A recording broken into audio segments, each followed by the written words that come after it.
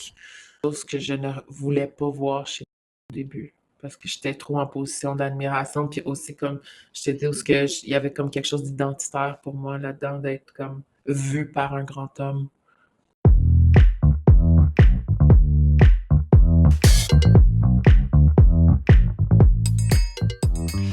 Bonjour et bienvenue à Coram Deo, l'émission qui porte un regard chrétien sur le monde. Mon nom est Pascal Deneau. Ça me fait plaisir de vous retrouver pour ce nouvel épisode en compagnie de Charles Boisvert, psychoéducateur et podcasteur pour l'occasion sur les abus spirituels. Bonjour Charles, ça va bien? Salut Pascal, ça va bien. Content de te revoir en 2026.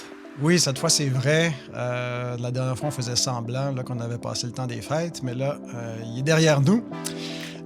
Donc, voilà, une très bonne année à toi, à ta famille. Et puis, merci de revenir pour parler à nouveau sur ce sujet. J'ai l'impression qu'on touche une corde sensible. Je reçois un petit peu plus de retours qu'à l'habitude avec cette série. Des retours plutôt positifs dans le sens où j'ai personne encore là, qui m'a écrit pour m'incendier ou m'insulter. Des personnes qui s'identifient un petit peu plus comme victimes de différents abus qui ont pu vivre dans des églises ou des ministères, qui apprécient soit les articles ou les échanges qu'on a eus ensemble. Des pasteurs aussi qui prennent conscience aussi de cette problématique-là et qui sont réceptifs. On ne savait pas trop quelle direction on allait prendre là, pour notre troisième épisode. On se demandait si on allait regarder des cas d'abus plus graves, des abus même de nature criminelle là, qui ont eu lieu dans certaines églises du Québec, qui ont été mal gérées et puis qu'on allait pouvoir élaborer. Mais on a décidé de rester un peu plus dans des abus qu'on pourrait dire mainstream, des choses qui ne sont pas de nature criminelle, mais qui sont assez fréquentes dans nos milieux. Ouais, puis à ce titre-là, juste pour un peu faire un commentaire aux auditeurs, c'est pas qu'on n'y a pas réfléchi de regarder si on pouvait pas utiliser une situation qui avait déjà été traitée, mais parfois les situations sont pas entièrement fermées sur le plan judiciaire, ou c'est juste difficile de pouvoir aussi avoir des victimes ou des personnes même qui ont été accusées qui seraient réceptifs à venir parler dans un podcast. Donc, ça n'a été complexe, pas évident. Si on était dans le milieu américain, je pense qu'on aurait un plus grand échantillonnage aussi pour pouvoir parler de situations plus intenses. Mais bon, dans notre réalité française, québécoise, c'est un peu différent. Donc, aussi la réalité de nos autres occupations qui fait qu'on peut pas avoir nos 4 recherchistes qui travaillent pour nous. Ouais, on c'est menait à ça. terme le projet, fait qu'on a essayé d'y aller dans quelque chose de réaliste. Ouais. Et puis, il y a une personne qui nous a contactés qui avait à cœur de nous partager son témoignage, pas pour venir à Coram Deo, mais simplement pour nous raconter son cheminement, sa prise de conscience de l'abus spirituel qu'elle avait vécu. Alors, on a pris le temps de l'écouter, de lui demander ensuite si on pouvait se servir de son témoignage pour bâtir ce troisième épisode où on veut revenir un peu plus sur les abus spirituels, c'est quoi exactement ces abus-là, quel genre de profil ou dans quel contexte est-ce que ça se produit, quels effets ils peuvent avoir. Alors, on a décidé de prendre des extraits de son témoignage. On a discuté avec cette personne-là pendant peut-être 1h30. Alors, on ne va pas diffuser en entier son témoignage. On a décidé aussi de garder son anonymat, donc on ne va pas nommer la personne ni les personnes impliquées. On s'est assuré que dans les extraits, il n'y a aucun indice.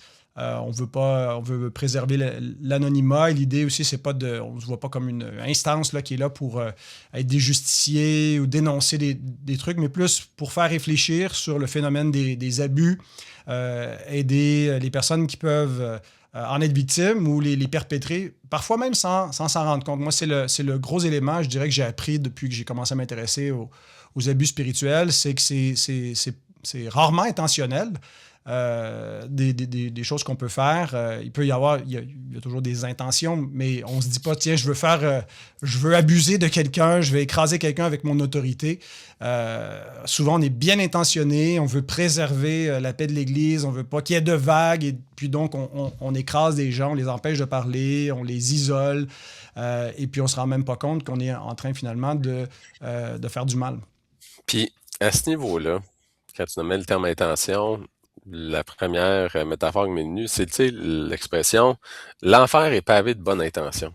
Mm. Puis, une de nos responsabilités en tant que croyant, en tant qu'individu, c'est de pouvoir travailler à bien discerner les élans du cœur dans nos intentions. Parce que, tu sais, au nom du Ouais. bien, ben finalement, on peut le tordre ou juste instrumentaliser ce qu'on fait pour répondre à nos propres besoins, puis en considérant pas suffisamment l'autre ou les autres paramètres à tenir en considération de la situation pour avoir une action là, juste, une action adéquate ou une action sage dans le contexte. Là. Je suis amené à ce petit point-là. Donc, Charles, je te propose qu'on regarde les extraits. On a 7 Ouais. extraits qui sont pas très très longs, là, de quelques secondes autour d'une minute. Ouais. Donc, on peut appeler, on va donner un nom fictif, disons, appelons-la Claude, la personne qui nous a parlé. Ouais. Et puis, voilà, on va juste échanger ensemble autour de ces différents éléments qu'on va écouter. Alors, allons-y avec... On s'était dit vas-y. aussi que pour la personne qui est mise en cause dans le témoignage de Claude, son nom fictif sera Samson. Et juste pour un peu préciser un point, on est vraiment là, on était là pour accueillir le témoignage de la personne. On n'était pas là pour juger de la véracité si les faits étaient fondés parce qu'on n'a pas été interrogé la contrepartie. Donc, on est là dans une posture où on veut accueillir avec sincérité ce qui a été nommé, mais dans une démarche, on va dire, d'analyse plus rigoureuse. Si on voulait aller dans le fond de la chose, il y aurait la nécessité d'aller justement rencontrer l'autre personne, mais dans l'objectif de notre podcast, ce n'était pas notre intention de le faire. Fait que, Ouais. voilà. Donc, le premier extrait, la personne revient sur le phénomène des abus et puis ben, le fait qu'on en parle et le fait que j'écris des articles en lien avec cette série de podcasts. Certains sont contents, mais en même temps sont un peu hésitants à partager parce que c'est à cause des abus eux-mêmes, c'est difficile d'en parler. Alors, on regarde le premier extrait. C'est tellement un sujet sensible que j'ai une bonne amie qui a vécu aussi de l'abus spirituel, puis elle s'excite à voir qu'est-ce qui se passe en ce moment, mais elle n'ose même pas poster les choses de Pascal parce qu'elle a peur des répercussions sur elle, puis sur ce que ça va avoir. Mais puis en même temps, je suis tellement contente que ça vient d'un pasteur, parce qu'on dirait que c'est ça que ça prend pour parler du sujet. Il faut que ça vienne d'un pasteur parce que les défenses s'érigent tellement vite. Puis c'est normal, parce que je pense qu'aussi les pasteurs ont été aussi souvent victimes, eux, d'abus, mais par la congrégation. C'est que c'est un sujet qui est vraiment il est sensible de tous les côtés. Là. J'aime, parce que le lendemain matin... Oups. Donc, je vais reprendre la balle au bon. Premièrement, Namak, je suis content d'entendre que ça fait du bien aux gens, certaines personnes qui nous écoutent. Ça amène l'importance d'essayer d'en parler, puis de reconnaître qu'il se passe des choses parce que le silence fait mal dans tout ça.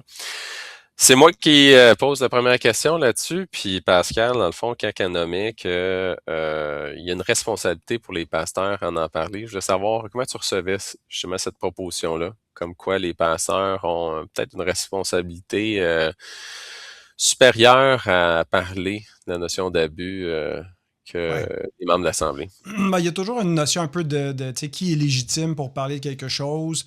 On sent des fois que, comme je te disais, quand j'ai lu le livre de Michael Kruger, Bully Pulpit, si ça avait été écrit par quelqu'un qui a été identifié un petit peu plus avec la gauche évangélique, la tendance à être woke, entre guillemets, je pense que j'aurais eu plus de méfiance, justement. Le fait que ça venait d'un conservateur qui est identifié avec un séminaire réformé, confessionnel, et qui documentait bien tout ça, qui dénonçait vraiment que ces abus existent, qui sont présents dans nos milieux. Tout de suite, ça m'a donné beaucoup plus de réceptivité, de dire, bon, c'est pas juste une espèce de culture de dénonciation, mais il y en a que peu importe, là, je veux dire, dès qu'on va prêter l'oreille au fait que les abus existent et qu'on va dénoncer certains profils, même parfois certaines personnalités publiques, comme étant des abuseurs, ayant commis des abus, il y en a qui ne veulent pas l'entendre et puis automatiquement, c'est ça, c'est du wokisme. Et c'est malheureux parce qu'on a un peu de difficulté, c'est ça, à se remettre en question, à se regarder, c'est ça. Bon, on est dans une époque, dans une culture médiatique qui est hyper polarisée.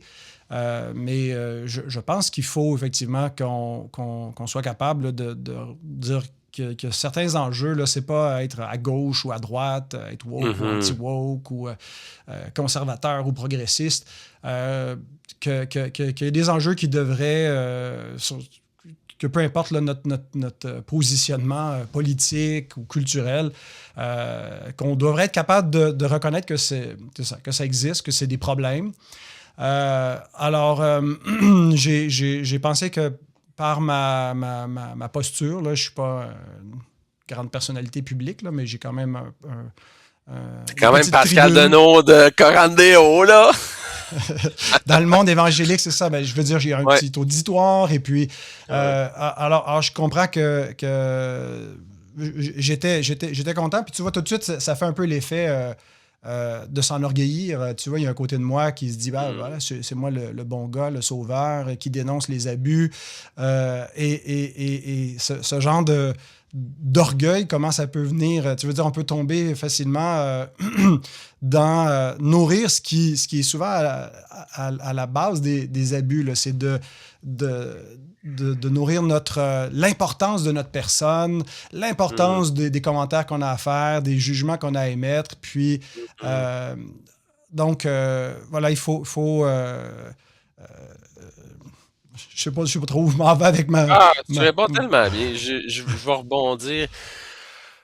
Ça fait, dans une de nos précédentes conversations, tu sais, tu nommais aussi un peu ta propre conscience de toi dans les choses que tu fais. Puis là, tu nommes ici, à revenir, qu'il y a une part un peu d'orgueil qui peut être là. Tu sais, c'est flatteur de voir qu'on lead un sujet qui est important, puis qui apporte de la reconnaissance.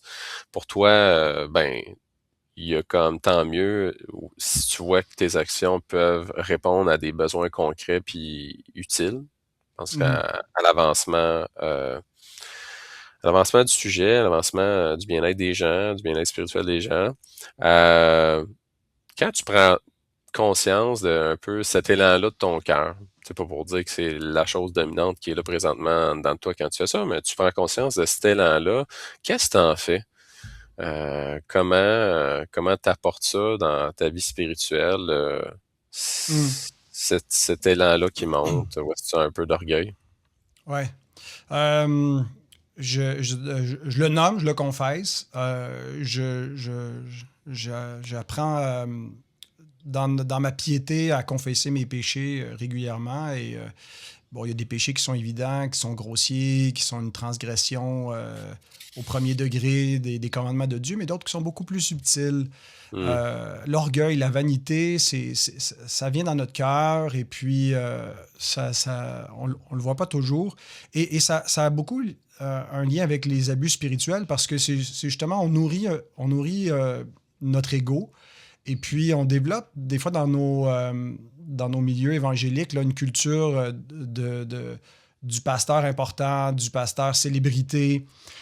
Et parfois, c'est pas toujours une célébrité qui est connue à l'échelle planétaire ou dans le monde évangélique. Ça peut juste être de la célébrité locale. Là, c'est notre pasteur, il est infaillible, il ne se trompe pas. Et c'est très dangereux quand on devient imbu de soi-même de cette façon-là. Parce que c'est là qu'on risque de commettre des abus d'autorité. par les jugements qu'on va caler, par notre parole devient parole de Dieu. Hmm. Et là, quand quelqu'un nous tient tête, quand quelqu'un vient un peu en travers de notre route, quand quelqu'un ne nous élève pas sur un piédestal, ça vient froisser notre ego, notre orgueil. Et puis, ça nous place souvent dans une posture où, là, c'est quelqu'un qu'on veut tasser de notre chemin. On ne veut pas juste le tasser parce qu'il brise notre ego. C'est pas ce qu'on va se dire forcément, mais on va se dire, cette personne-là, elle a un problème. Ça peut apporter de la division. C'est ça. Elle risque d'apporter de la division. Elle est rebelle. Elle conteste mon autorité. Puis c'est ce qu'on voit. On va écouter, si tu veux, le deuxième extrait, où les gens qui nous respectent, des fois, nous craignent.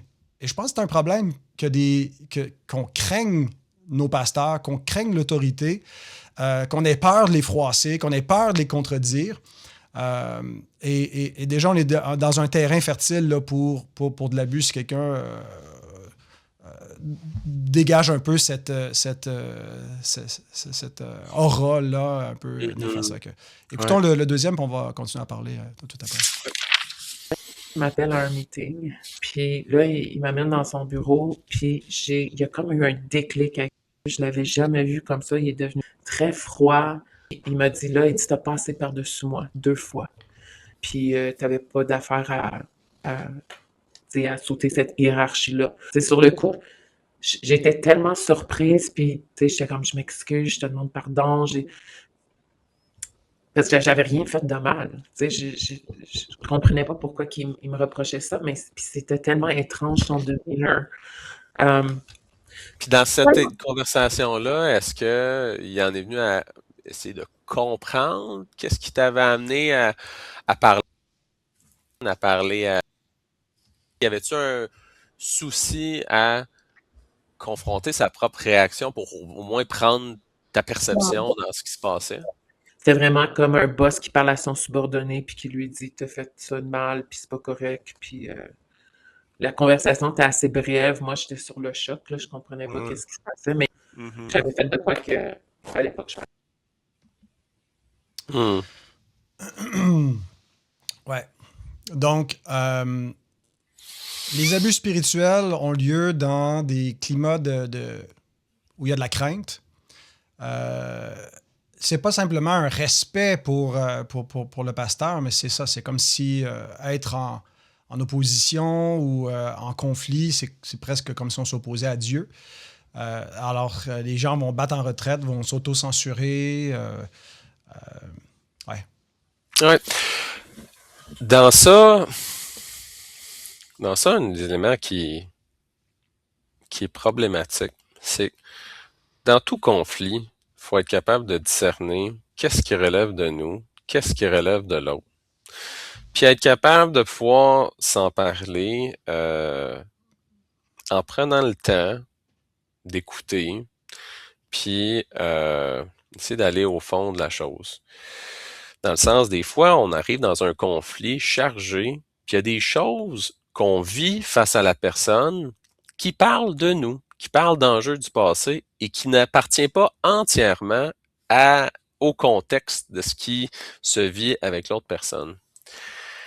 Dans le cas présent, où est-ce que Claude nous partage des manquements qui lui sont reprochés, un premier élément qui m'interpelle, qui fait un peu écho à ce que Samson, dans sa posture d'autorité, s'est senti déstabilisé, c'est que il y a premièrement une forme d'accusation qui est émise sur un enjeu de conduite.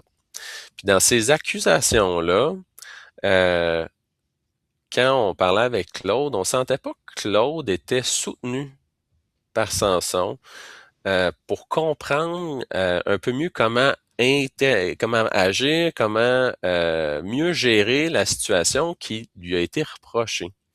Comme elle l'a bien nommé dans son ressenti, il y avait un boss, puis il y avait un subordonné. L'enjeu dans une église, c'est que on n'est pas dans une business où est-ce que il y a une relation très top-down et qui peut être abrasive. Je pense pas que ça se doit d'être, comment dire, tolérer ou valoriser, même si on sait qu'au nom de l'avancement des choses, on peut pas prendre soin de tout répondre dans les détails aux personnes, puis de prendre soin de chacun des besoins émotionnels. Tu sais, quand on avance, des fois, c'est sûr que on tourne les coins ronds, puis bon, le papier sablé peut passer sur nous. Dans un cas comme ça, ce qu'on se serait attendu d'une personne peut-être dans une position d'influence en l'Église, c'est que un sentiment où Claude est légitime de pouvoir davantage expliquer le fond de sa pensée, de pourquoi elle agit de même. Ici, c'est pas comme si elle a eu l'opportunité de mieux s'expliquer, mieux être reçue. Si Samson avait eu cette position-là, plus d'ouverture, parle-moi de qu'est-ce qui t'a amené à adopter ça. Ça m'a préoccupé, puis j'aimerais mieux comprendre parce que présentement, je me sens comme inconfortable parce que c'est comme si ça remet mon rôle, mon autorité face à toi un peu en question. Donc, on peut-tu s'en parler davantage? Je sens pas que ça a été le climat qui a été mis en place. Il n'y a pas eu un espace pour se parler de humain à humain.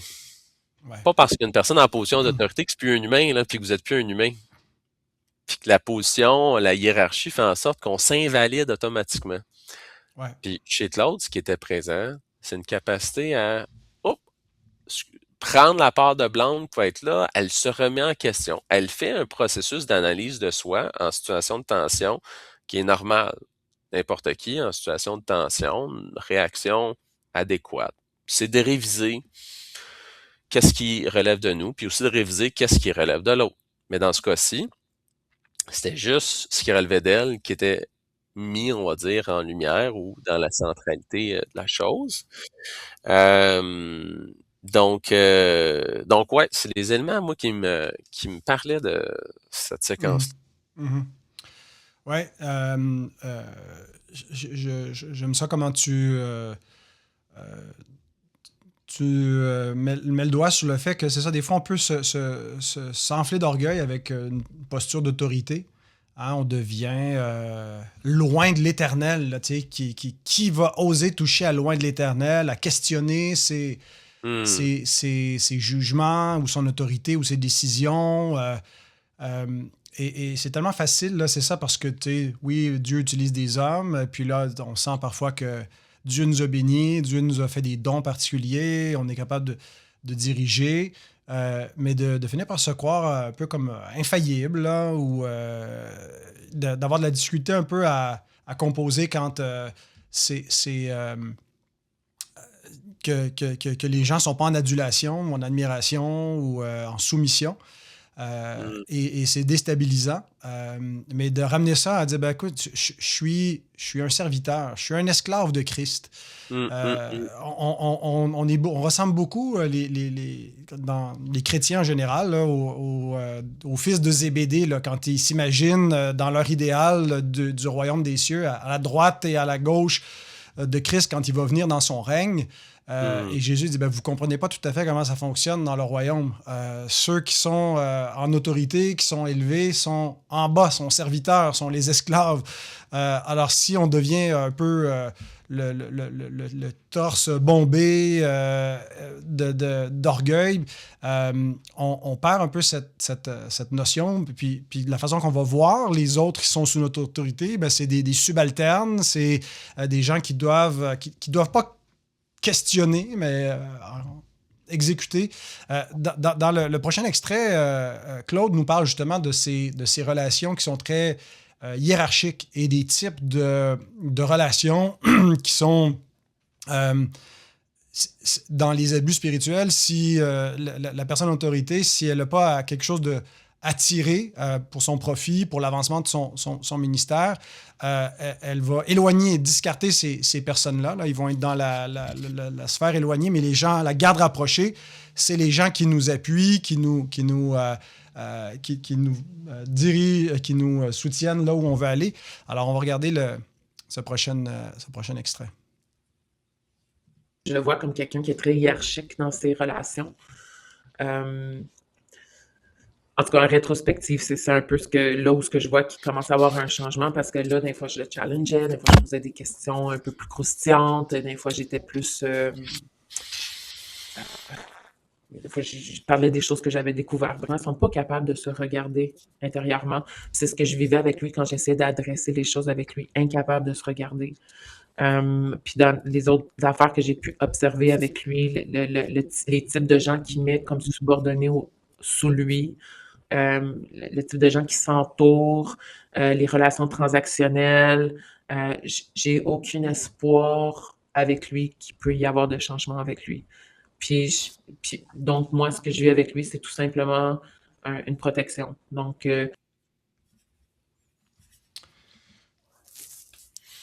Alors, Hum. des commentaires, Hum. Charles, sur... Ben, la première chose qui est rapportée par Claude, c'est que tout allait bien jusqu'à ce qu'il y ait eu un changement dans la relation.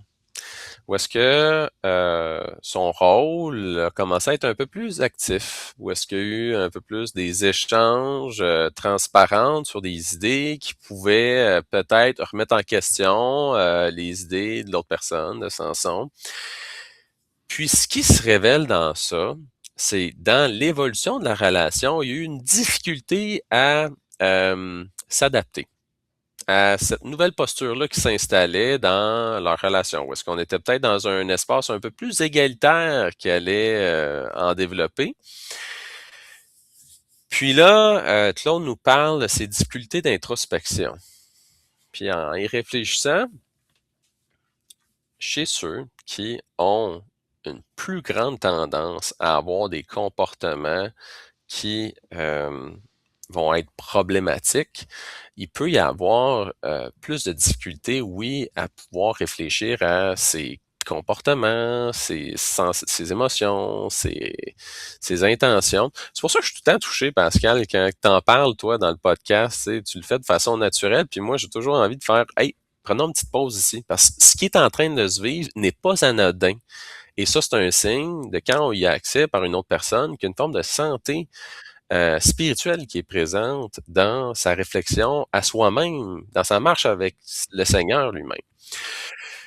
Donc, la difficulté d'introspection qui est rapportée par Claude, moi, une des choses qui me vient en tête, c'est de me dire, bon, qu'est-ce qui est présent dans cette situation-là? Est-ce que la personne a foncièrement une difficulté d'introspection dans l'entièreté de ses relations ou sphères de sa vie, où les difficultés d'introspection sont plus limitées sur le plan relationnel avec les personnes en position d'autorité, quand il est en position d'autorité sur ces personnes-là?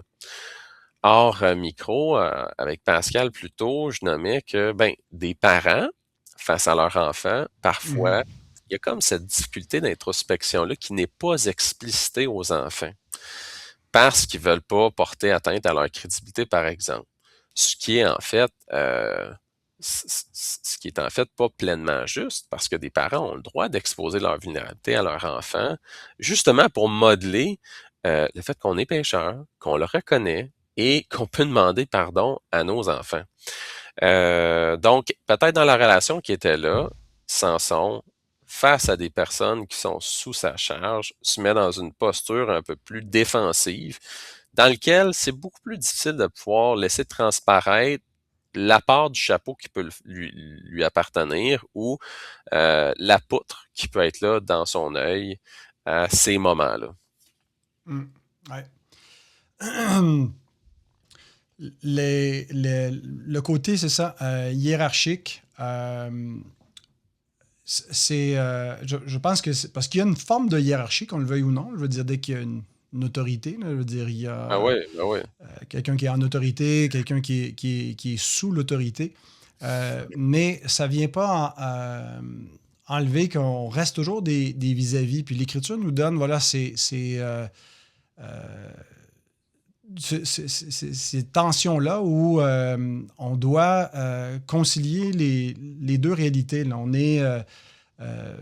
puis c'est Jésus qui l'incarne le mieux. Il est le chef, il est le Seigneur, mais c'est lui qui vient comme serviteur, comme esclave.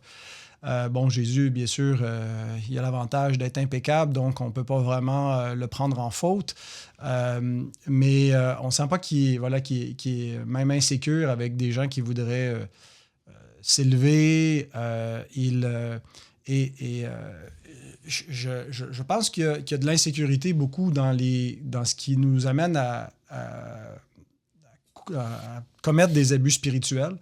On a peur de perdre le contrôle, on a peur voilà, que les gens qui ne sont pas d'accord avec nous vont soit prendre le contrôle ou diriger les choses différemment. Puis, donc, on va devenir très inflexible et s'assurer de neutraliser la menace.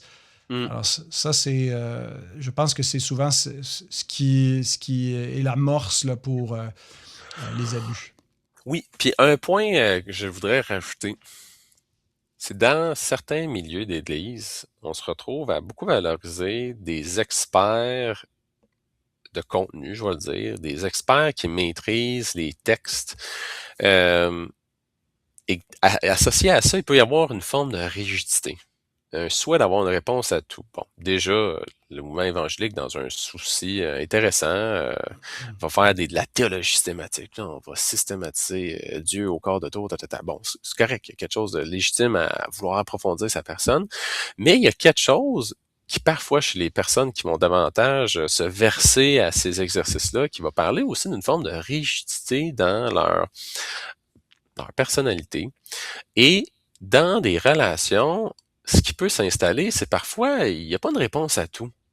Tu sais, être vulnérable, c'est des fois se retrouver un peu les mains vides devant un commentaire d'une personne, puis pas trop savoir quoi répondre. Donc, quand tu fais écho à cette insécurité-là, j'entends, oui, j'appuie l'idée qu'il peut y avoir cette tendance-là à avoir un souci de contrôle qui se manifeste de manière positive dans, on va dire, une expertise sur la compréhension de la parole de Dieu, mais qui peut aussi dévoiler un côté plus limité sur le plan relationnel lorsque les réponses ne sont pas univoques et lorsqu'il implique beaucoup plus de zones grises dans lesquelles on a besoin de faire un petit regard sur soi qui peut être un petit peu plus pas clair sur comment qu'on va faire cet exercice-là à l'intérieur de soi. Ouais. Ça me rappelle dans l'échange qu'on a eu avec Claude, comment au début, elle est attirée par l'aura de Samson, sa réputation, et de travailler sous cette personne-là, c'était comme un honneur, un privilège, pour se rendre compte finalement que c'est pas comme avec Salomon, là, la reine de Séba est venue de loin puis elle n'avait pas entendu la moitié, mais là, dans ce cas-ci, il y avait finalement, c'était pas que je suis encore plus ébloui que ce qu'on m'avait raconté, c'est finalement je l'estimais plus que ce qui s'est révélé. Puis probablement quand le Samson découvre ça ou ressent qu'il y a une perte d'aura, ben il y a voilà, une tristesse, une déception. Tu sais, ces choses-là, c'est pas toujours conscient ou... tu sais, quand tu sens que les gens ont un peu perdu leur premier amour face à toi, tu sais... je sais, moi, les gens viennent dans mon église, là, c'est un peu la lune de miel au début. Ils me voient comme un grand prédicateur là, qu'ils ont découvert sur YouTube. Puis... mais de loin, tu sais, on a de l'air beau.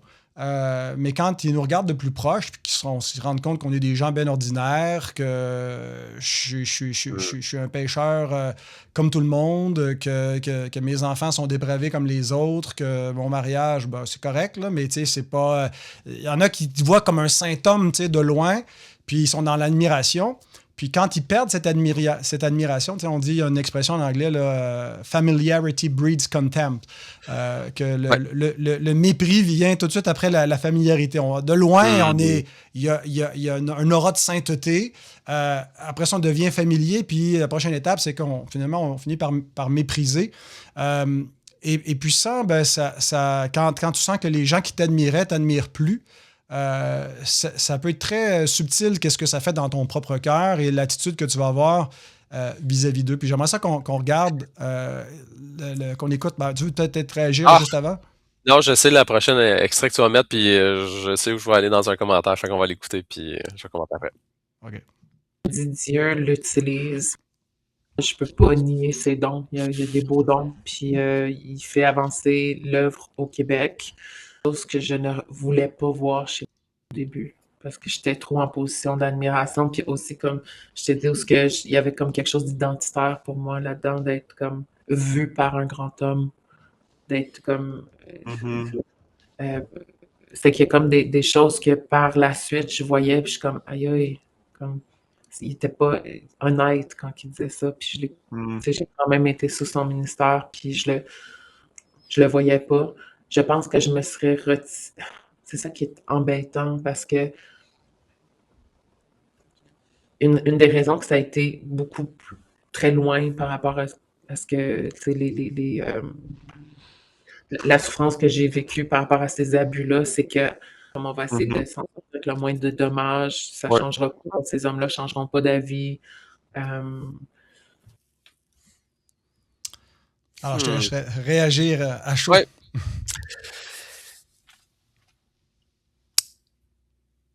Quand Claude nous parle que dans sa situation, elle le reconnaissait comme une personne, tu sais, d'influence, qu'elle voulait justement recevoir d'elle dans sa vie. Puis elle en a bénéficié un certain temps avant qu'il se révèle des défis supplémentaires.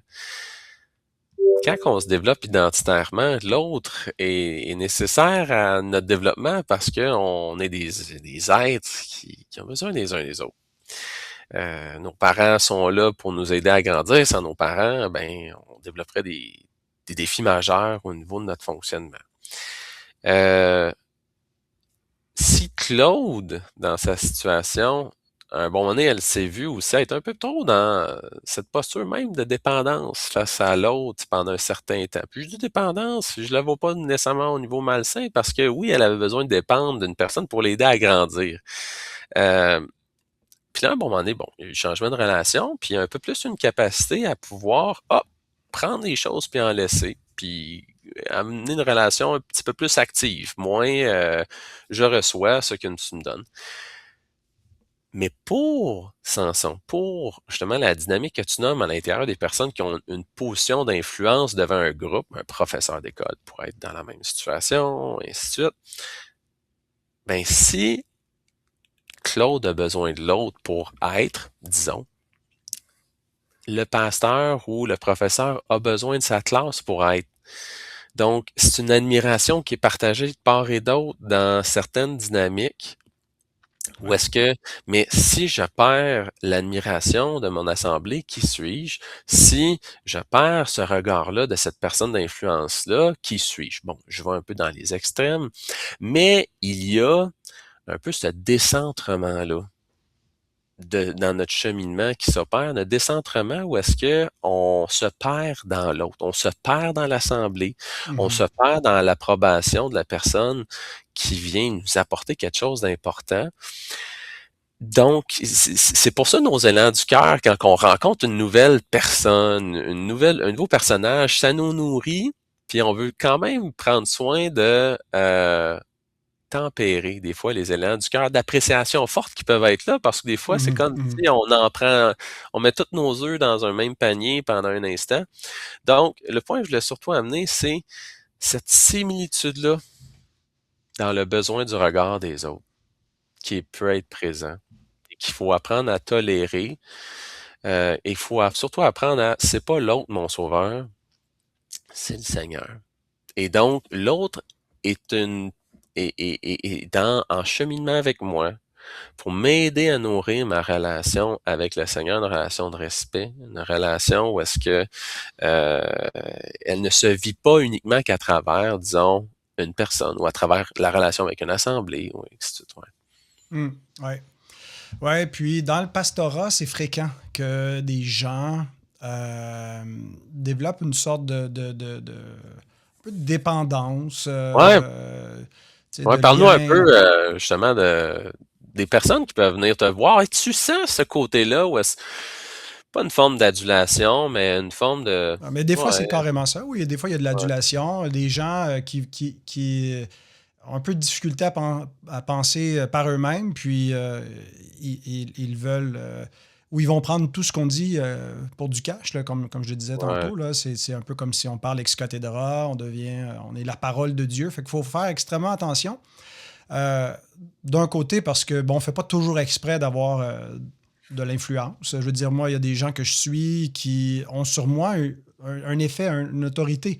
Leurs commentaires. Donc, je vais avoir tendance à penser comme ils pensent ou je pensais pas comme ça, mais hop, la personne a commenté un événement, tout ça, puis c'est quelqu'un que je respecte, donc je vais avoir tendance à juste prendre sa position parce que je l'admire ou...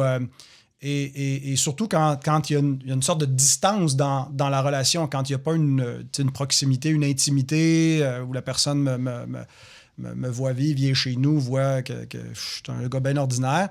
Et que tu la vois vivre aussi. Ouais. Puis que tu es une personne bien ordinaire, là. Ouais. Ben, ce que je vois, c'est que souvent, c'est quelque chose qu'on a envie de nourrir comme pasteur. Ces relations un peu à sens unique où les gens dépendent de nous, parce que c'est gratifiant. Ouais. Il y a un côté où je pense que la gratification d'être utile à quelqu'un pour sa marche avec le Seigneur peut avoir quelque chose de très bénéfique dans la mesure où on ne l'instrumentalise pas pour s'élever soi-même. Si le but, c'est d'élever le Seigneur, c'est vraiment de la conduire à dépendre du Seigneur, à mieux comprendre la parole du Seigneur. Mais si on ramène ça sur comment ça va servir à donner un peu de brillance à mon ministère, comment est-ce que je vais pouvoir utiliser cette relation-là pour obtenir des faveurs. Des fois, c'est des gens qui t'admirent, c'est des gens qui ont de l'argent et qui sont prêts à t'en donner. C'est arrivé que, je veux dire, que des gens fortunés, tout ça, veulent soutenir mon ministère. Je peux tellement imaginer comment c'est facile de tomber dans des abus de toutes sortes. C'est pas parce que tu es forcément à l'argent que tu aimes l'argent, mais là, il se crée une nouvelle situation. Et puis là, ces gens-là, tu peux, qui te soutiennent rapidement, les mettre sur ton board ou dans ton équipe. Et puis, tu t'entoures finalement de gens qui vont un peu faire ta volonté parce qu'ils te craignent ou qu'ils t'admirent ou parce que tu es le sage de la place. Donc, il faut faire attention à soi-même, à la perversion de notre propre cœur. Puis ça parle de toute l'importance d'avoir des limites saines pour préserver son indépendance spirituelle, je dirais. Ton rôle, c'est d'accompagner spirituellement des gens au Seigneur, de les faire grandir dans leur foi. Puis tu le nommes tellement bien, c'est vrai, une personne qui a de l'argent, qui pourrait justement aider à faire avancer des projets que tu as à cœur, pourrait amener à, un bon nez, j'ai une décision à prendre, puis cette décision-là pourrait peut-être déplaire à un de mes subventionneurs principaux. Donc là, on voit une part d'indépendance qui commence à être quand même mise en état de tension. Donc, d'où le fait que si les pasteurs voudraient s'intéresser à leur propre relation aux gens et l'argent, puis on se questionne s'ils pourraient avoir des traitements de faveur qui sont faits en fonction de ceux qui donnent plus. On pourrait poser des questions là-dessus. Je pense à un membre qui nous écoute, qui veut réfléchir à ça puis aller un peu plus loin. Mais ça peut être d'engager la conversation pour mieux connaître quelle est la relation du pasteur avec les finances de l'Église. Il ne devrait pas en avoir trop. Il devrait recevoir son chèque de paye puis pas trop savoir qui donne à l'Église. Et puis... moi, je rends grâce à Dieu quand j'ai commencé à servir à l'église ici. C'était une église qui était déjà établie, puis la trésorerie était en place, puis j'ai jamais eu besoin de m'en mêler. Je ne sais pas qui donne, je ne sais pas qui donne pas, je ne sais pas qui donne combien, puis c'est bien comme ça, parce que je voudrais vraiment pas que ça puisse influencer ma façon de servir les gens, de faire les choses par intérêt. Oui, puis tu sais...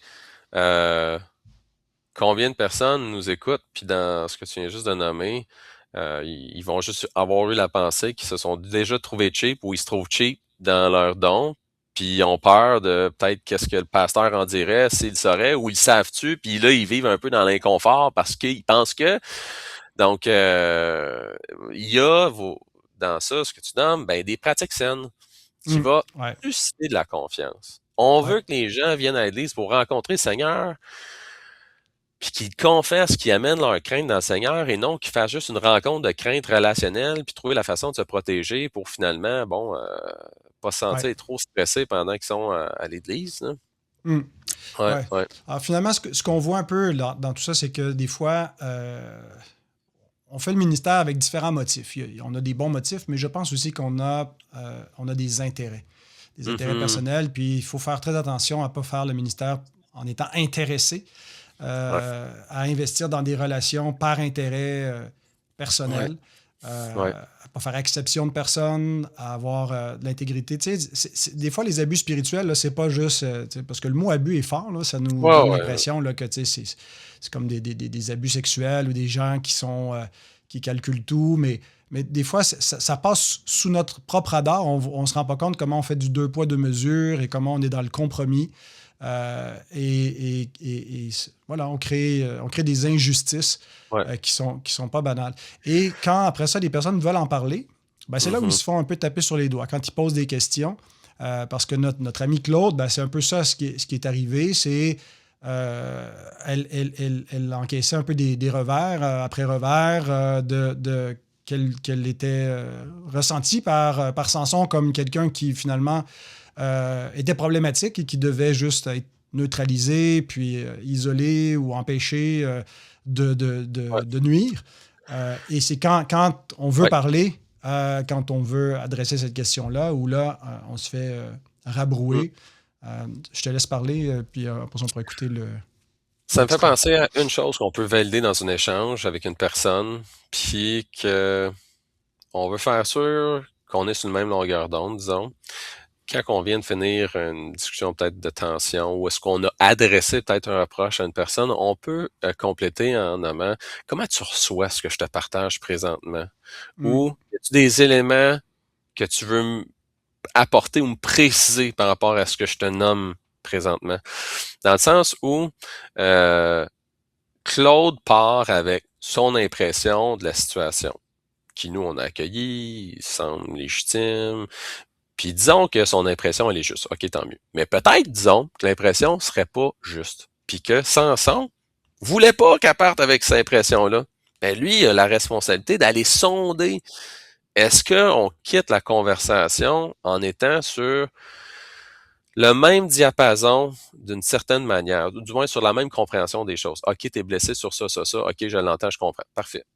Il Ouais. pourrait dire, oh, attends un peu, je vais rectifier ça, j'ai pas envie de ça. Je vais nuancer des éléments ou je vais apporter plus de considération par rapport aux blessures ressenties.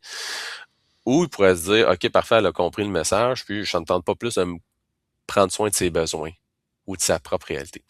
L'autre élément que je voulais amener, c'est une notion que je parle là, quand je parle aux séminaristes du Grand Séminaire de Montréal. C'est la notion d'intention spirituelle. C'est pas un terme qui est commun, là, mais j'ai coiné le terme. Mais bref, la notion d'intention spirituelle, c'est quand on est en échange avec une personne, puis nous, notre rôle, parce que tout ça s'installe dans un rôle et responsabilité. Là. Le rôle du pasteur, c'est de prendre soin, entre autres, des brebis. Une brebis se présente. Ben, quand elle nomme une critique, quand qu'elle m'adresse telle affaire, quand qu'elle se comporte de telle manière, est-ce que je suis capable de discerner ce serait quoi ses besoins peut-être spirituels? C'est quoi la prochaine étape dans sa croissance? Puis mes actions, en principe, devraient être cohérentes avec des intentions spirituelles pour la personne. Parce qu'il y a les besoins de l'autre et il y a les besoins de soi, et ceux qui sont le plus maladroits dans la compréhension de leur rôle et de leur personne vont prendre l'autre pour combler leurs besoins ou vont combler leurs besoins au détriment des besoins de l'autre. C'est ça l'enjeu qui se passe.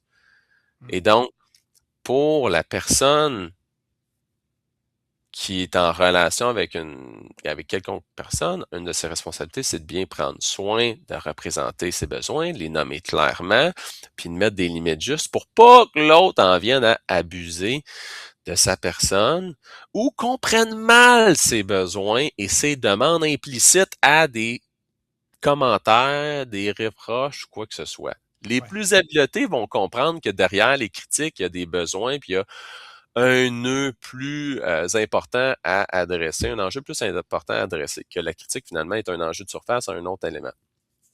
Les plus habiletés seront là. Les moins habiletés vont rentrer dans le contenu, vont peut-être être insécures, puis là, vont rentrer dans une posture plus défensive. Et là, c'est sûr que l'autre personne, si elle n'était pas assez habile à s'exprimer, ben encore plus, si l'autre réagit, elle sera pas capable de se sentir Ouais. compris. Et là, elle va se sentir peut-être Elle va sentir de la souffrance, le désaccord va faire mal, elle va pas avoir les bons besoins comblés d'une certaine manière, puis rendre ça dans une chronicité, rendre ça dans une fréquence plus plus commune, et que l'autre, dans sa posture défensive, pourrait avoir des comportements plus sévères.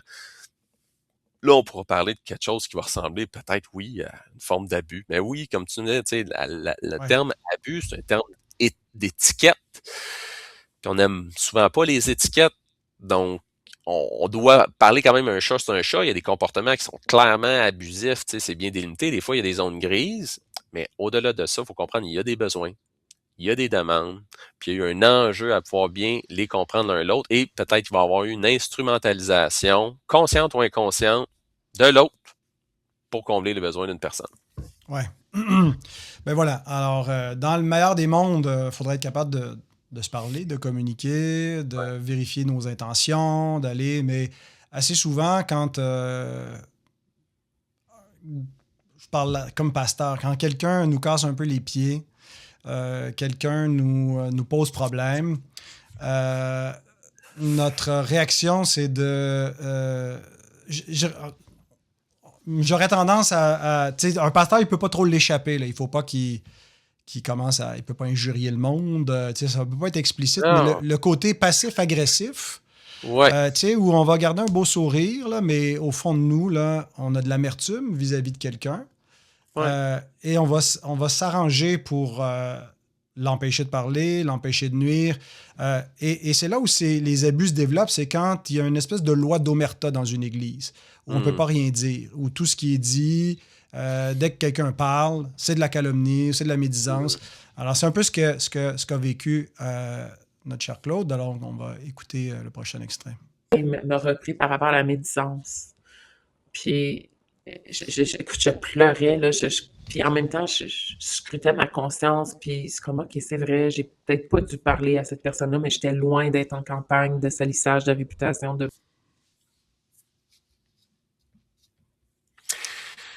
Comment, Euh, dans l'écoute, tu peux nous introduire à faire la part des choses entre la médisance et la calomnie, Pascal? hmm.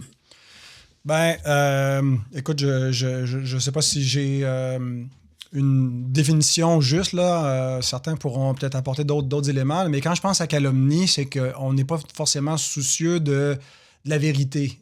On peut dire des demi-vérités, on peut modifier les faits, on peut mentir sur quelqu'un, on calomnie pour que ça soit problématique. La médisance, le but, en fait, c'est qu'on peut dire des choses qui sont vraies, mais dans le but de nuire.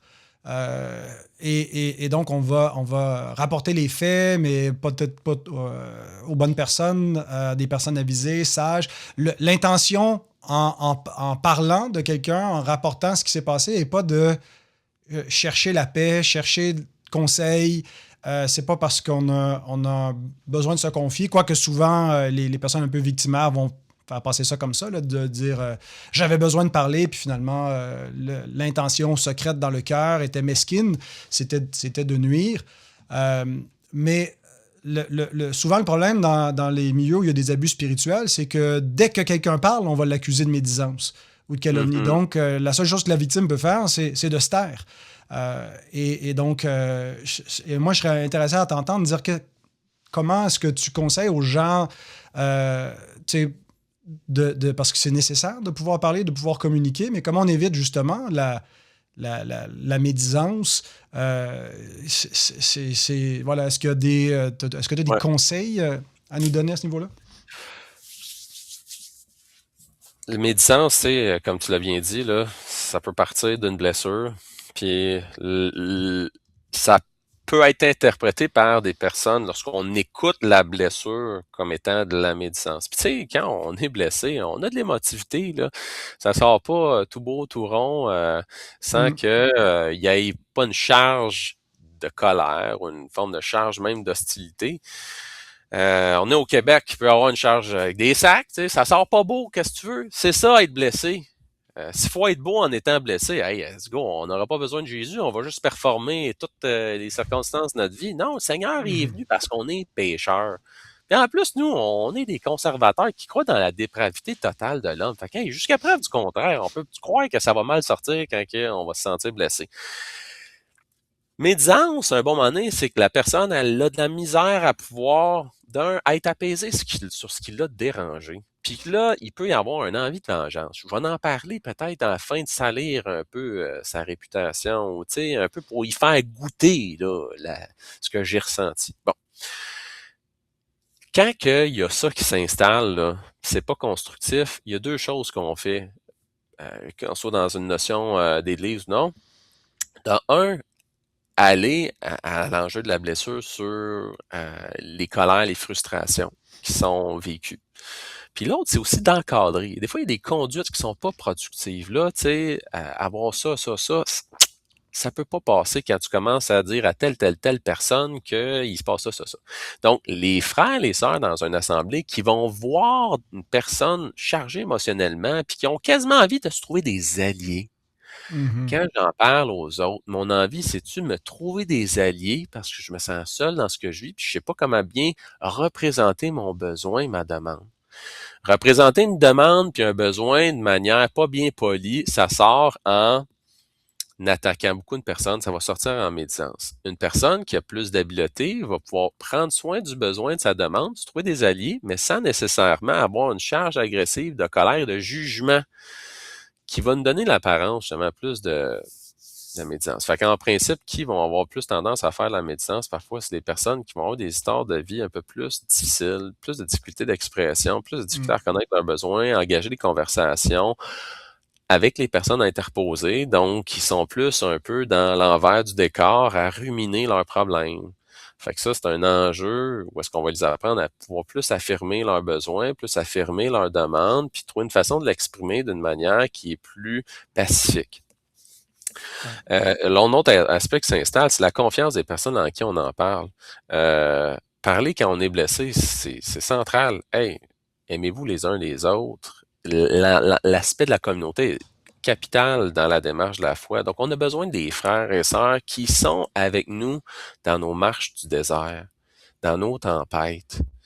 Donc, ce qui est important, c'est de pas non plus se diffuser partout. Je vois des personnes des fois qui diffusent leurs problèmes partout. Tout le monde est conscient de l'entièreté de leur souffrance et difficultés. Puis ça veut pas dire quand tu diffuses partout que tout le monde respecte la confidentialité de ce que tu vis. Donc, ça l'amène pour les frères et sœurs à avoir une importance à maintenir la confidentialité pour pas que ça donne une impression de médisance si une confidence nous est partagée. Puis, fait que surtout ça, c'est moi qui me revient. Ouais. On cherche des alliés, on cherche un soutien. Offrons notre cœur à Dieu pour essayer d'avoir le soutien. Puis quand c'est vraiment problématique, ça se peut qu'on ait besoin de des alliés. Ça se peut qu'en surface, ça soit de la médisance, mais ça parle de quelque chose de vrai.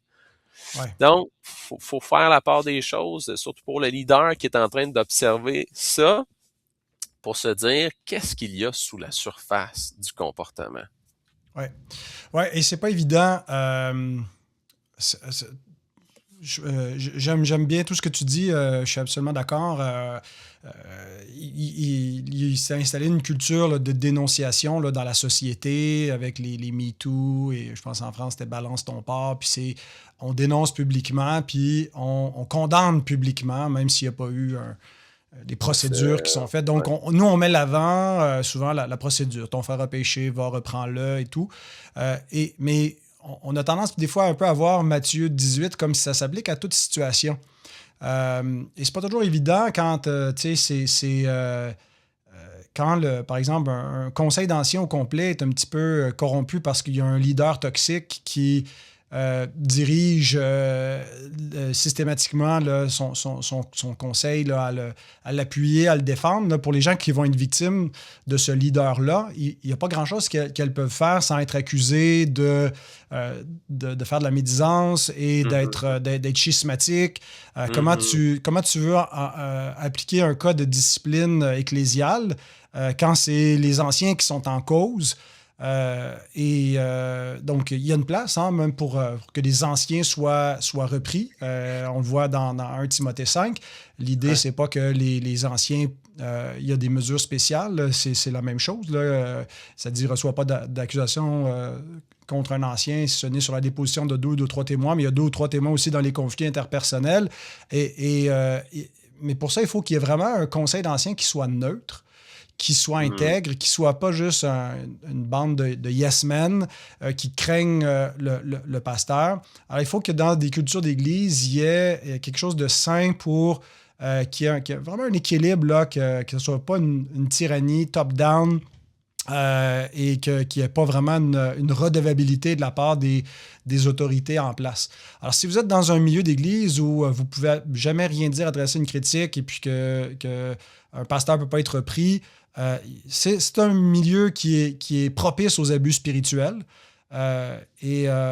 C'est pas toujours si réformable que ça. Et c'est même si en théorie, on dit qu'on croit à la discipline d'Église, si elle s'applique seulement aux membres et que les autorités ne peuvent pas être sous la discipline d'Église, ben c'est de l'abus de l'autorité. C'est plus les autorités elles-mêmes sont soumises à l'autorité de l'Église, à la congrégation. Moi, je suis congrégationaliste, donc je ne crois pas que le pasteur, c'est celui qui exerce la discipline. Il est sous la discipline de l'Église. L'Église peut aussi en abuser. Il y a des églises, Claude le mentionnait, qu'il y a des pasteurs qui ont été victimes d'abus aussi. Il y a des églises toxiques où des fois c'est une famille en particulier ou un regroupement, voilà, un ancien qui ont détruit des pasteurs, les ont poussés dans leur extrême retranchement. Mais je dirais que c'est plus fréquent que c'est l'inverse, que c'est des pasteurs qui abusent de leur autorité de cette façon-là. C'est bien dit. On peut continuer parce qu'un des effets avec les victimes, justement, une des façons de les neutraliser, c'est de les isoler. Je l'ai vu dans des cas plus graves là, d'abus. Des cas, voilà, où voilà, là, quand il y a clairement de la manipulation, quand il y a clairement des relations qui sont toxiques, où il y a une trop grande proximité avec le leader, où il y a un rapport problématique même qui va mener à des relations sexuelles avec le leader. Quand les victimes commencent à prendre conscience et à s'opposer, elles vont souvent être isolées. Quand elles sont dérangeantes, on va vite les excommunier, les faire passer pour des menteuses. Alors, dans le prochain extrait, c'est ça mentionne cette idée d'isolation et des gens même qui, parce qu'elles ont été rejetées du groupe ou de l'autorité en place, se sont complètement éloignées là, de l'Église. Donc, on va écouter ça. Il avait été en colère après elle aussi, il l'avait rencontré après pour lui dire que quelque chose de semblable, là, qu'elle avait passé par-dessus lui, puis que il avait fait affront son autorité, puis elle aussi, mais elle va plus à l'église depuis. Je la vois comme Ézéchiel 34, une brebis égarée. Ça a tellement été une coupure drastique, genre enseignable, puis il avait fait des reproches comme ça. Elle ne peut plus retourner à l'église depuis, elle a peur. Puis ce qui vient aussi comme conséquence à tout ça, c'est que les relations ont changé, puis on ne sait pas qu'est-ce qui a été dit à mon sujet, ni à son sujet, mais les relations sont différentes. Les gens m'appréciaient, je me sentais appréciée dans ce groupe-là, mais là, les gens que j'ai revus après, il y avait comme un froid, quelque chose d'étrange, puis ça l'a changé. C'est d'autant plus difficile qu'il y a vraiment des personnes qui sont des personnes à problème. Là, je veux dire, quand ils partent de ton église ou de ton milieu, t'es comme, ça fait du bien. Mais si toutes les personnes je veux dire, si on n'est pas capable de composer avec des gens qui nous challengent un petit peu, puis que notre seule solution un peu, c'est de les neutraliser, de les exclure, c'est de l'abus spirituel. C'est difficile parce que on est encouragé à pratiquer de l'excommunication des pécheurs, mais on ne veut pas le faire un peu à la méthode témoin de Jéhovah, là. Où, tu sais, si tu quittes le groupe, on coupe les relations complètement avec toi, on ne te parle plus, on ne te regarde plus. Mm. Et ça arrive dans les milieux chrétiens fondamentalistes que c'est exactement l'attitude qu'on a. Puis pour des gens qui sont pas parfaites, qui ont pu commettre des fautes ici ou là, mais je veux dire que c'est pas des cas d'excommunication extrêmes, mais voilà, on traite là, comme si dès qu'il y a un challenge à l'autorité, c'est une rébellion contre Dieu et qui est digne d'être livrée à Satan. Ouais. Ouais. Ouais. Ça me fait penser au mot évitement, là, je vais y revenir. Puis ce qui me vient là, spontanément, c'est la notion, tu sais qu'une offense, c'est subjectif. Parce que ce qui en offense un, en offenserait peut-être pas un autre. Ouais. Donc, déjà, il y a la part de qu'est-ce qui parle de nous dans ce qui est en train de nous déranger ici. Est-ce que c'est foncièrement un péché ou c'est peut-être même notre difficulté à tolérer d'être exposé à certains péchés de d'autres personnes? Parce que on est des pécheurs, fait qu'on est constamment exposé à des formes de péchés. Il y a une notion de dangerosité. Il y a une notion de gravité des actions qui n'est pas la même d'une personne à l'autre. Puis ça peut être pertinent, tu sais, peut-être dans le mieux d'en parler davantage. Dans quel contexte est-ce que c'est légitime d'en venir à faire un processus de discipline en vue même de demander à une personne de quitter une assemblée?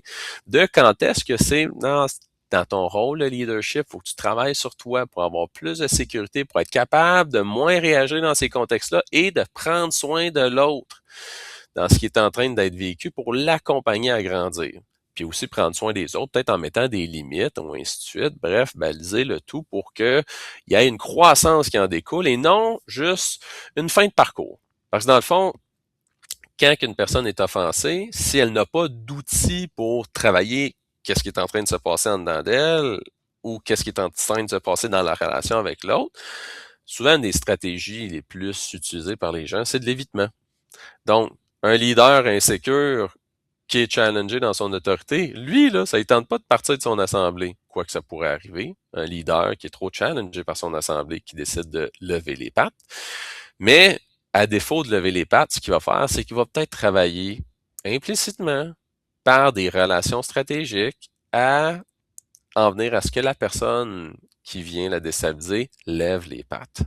Donc, ça va peut-être s'en venir par un processus d'isolement, un processus de froideur dans des relations parce qu'il va y avoir eu des informations partagées qui aura donné l'impression que le groupe doit rester dans les bonnes grâces, on va dire, du pasteur et non se lier avec la personne qui est accusée, parce que eux, sinon, ils seraient au détriment de vivre quelque chose qu'ils veulent pas vivre. Donc, ils vont analyse coût-bénéfice, ils vont se lier avec le pasteur, puis ils vont laisser l'autre personne de côté. Ils vont croire pasteur avant de croire l'autre, ou ils vont juste faire un mauvais processus, à savoir, peux-tu me dire un peu plus ce que tu es en train de vivre, puis parlons-nous tout le monde ensemble, pour un peu comme dégager le fond de la chose.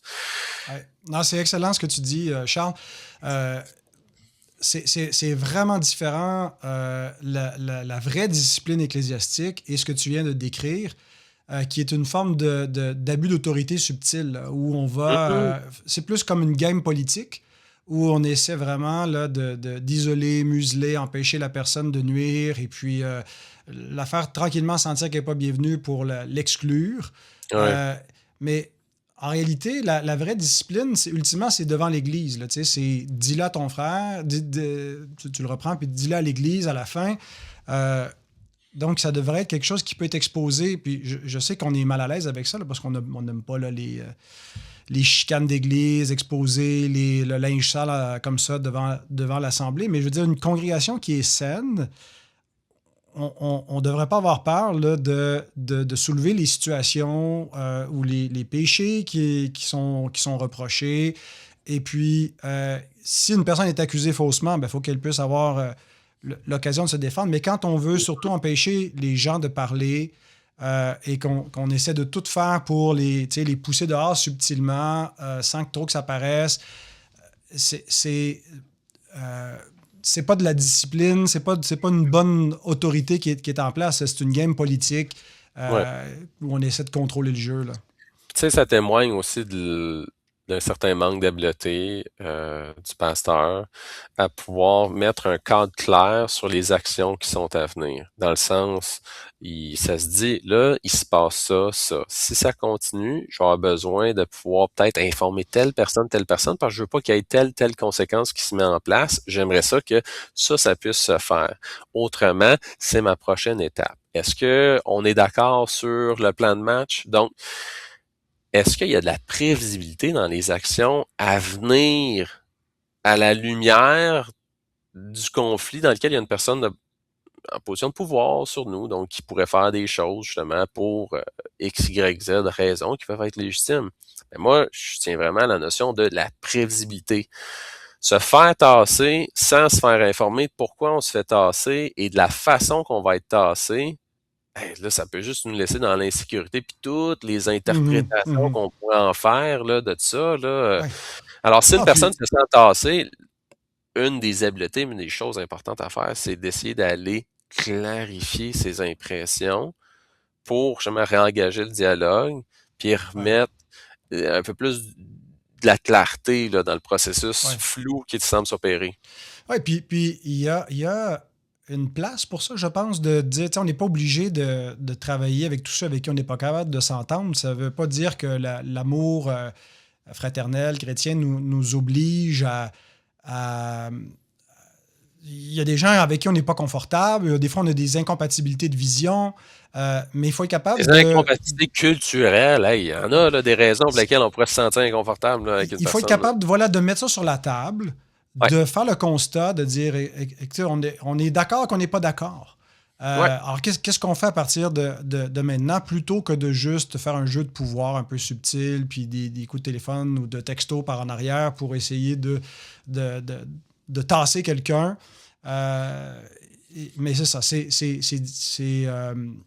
difficile parce que je pense que des fois, quand on fait toutes ces démarches, un peu, ces machinations par en arrière, on n'est pas toujours conscient de ce qu'on est en train de faire là parce qu'on pense qu'on Ouais. agit pour le bien de l'Église, pour le bénéfice de la paix.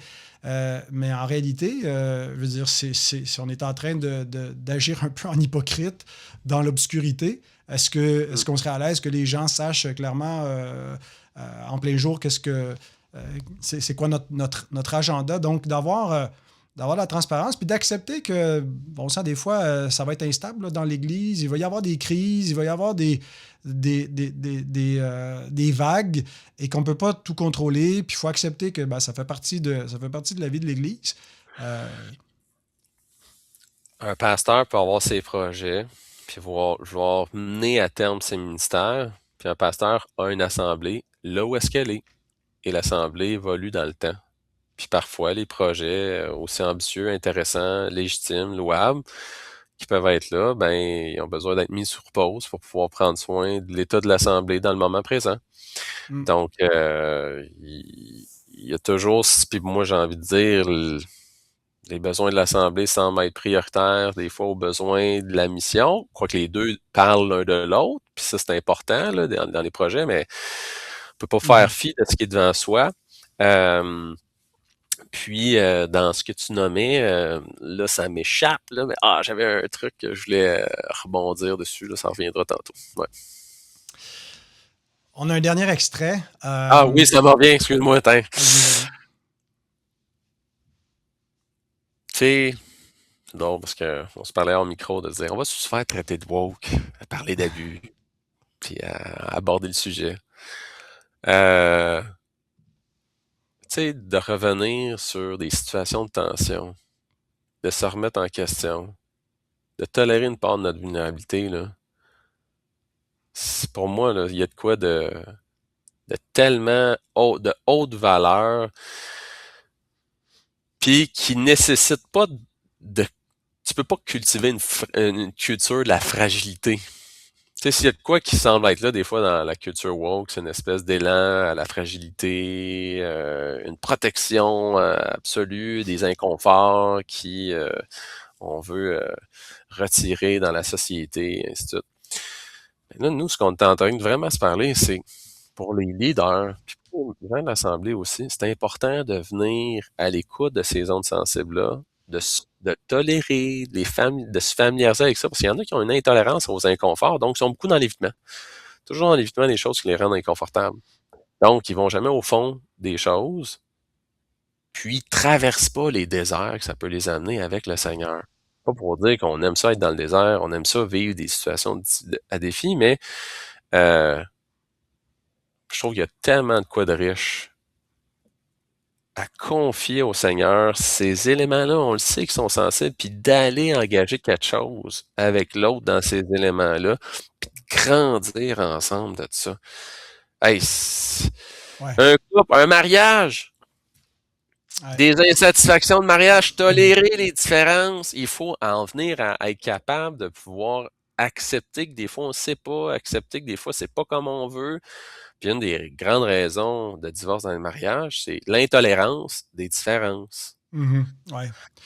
Non, c'est ça. Puis par rapport à l'Église, je pense aussi, c'est parce qu'on a un peu falsifié ce qu'est l'Église. Tu sais, c'est une communauté de croyants qui se côtoient, qui ont des relations ensemble, mais c'est pas juste le culte du dimanche matin. C'est bien sûr, c'est une grande partie. Là. C'est on va à l'église, on se réunit à une place, mais on a réduit l'église à 7 heures qu'on passe ensemble. Et puis là, on a fait aussi des églises spectacles, donc the show must go on. Et là, quand il y a des spectateurs dérangeants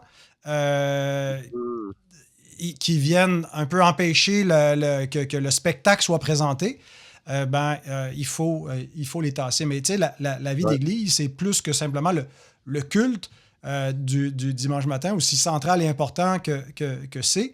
Alors forcément, il va y avoir par moments des tensions à régler, des choses un peu inconfortables à mettre au milieu sur la place publique, pas sur la place publique en dehors de l'Église, mais je veux dire au sein de l'Église.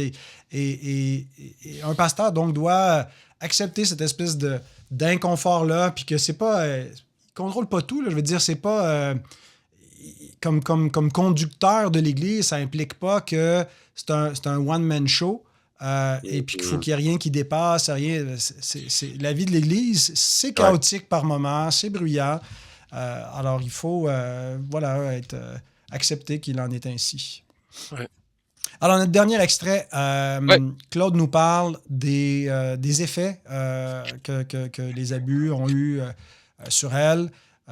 Puis comment elle s'en est remis.